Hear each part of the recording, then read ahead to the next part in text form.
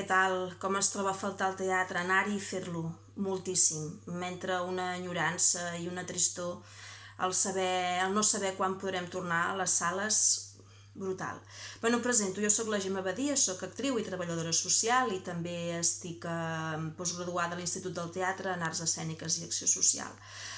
Doncs mireu, jo les últimes obres que vaig anar a veure, perquè van ser dues, van ser el dia 7 de març al Teatre de l'Alegria de Terrassa, dues obres excepcionals, és una trilogia, com he dit abans, de la conquesta del Pol Sud, que és Nàdia, Clàudia i Rafael. Rafael ja l'havia vista anteriorment a la sala tallers del TNC, però Clàudia i Nàdia no. La conquesta del Pol Sud treballa en un teatre d'investigació social que el que fa és portar els seus propis... que els personatges de l'obra són ells mateixos, són reals. El que fan és un treball individual de recerca de la seva experiència personal com a individus i la traslladen al teatre perquè el públic se'n pugui fer partícip de totes aquestes experiències.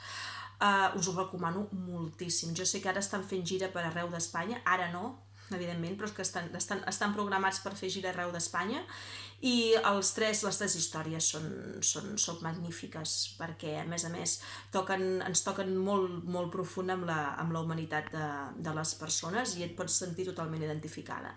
Amb les tres vaig plorar i a les tres em va frapar molt. Vaig anar-hi amb les meves companyes de postgrau, les alumnes de l'Institut del Teatre, perquè tant el Carles com l'Eugenio, els directors i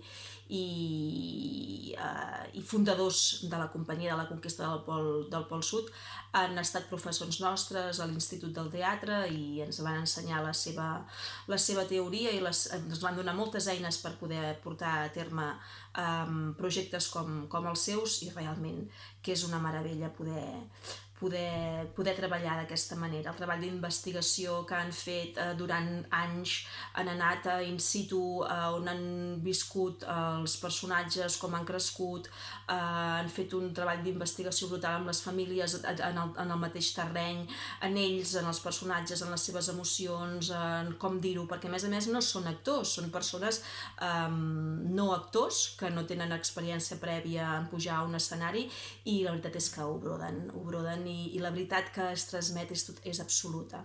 O sigui que us ho recomano moltíssim que hi aneu.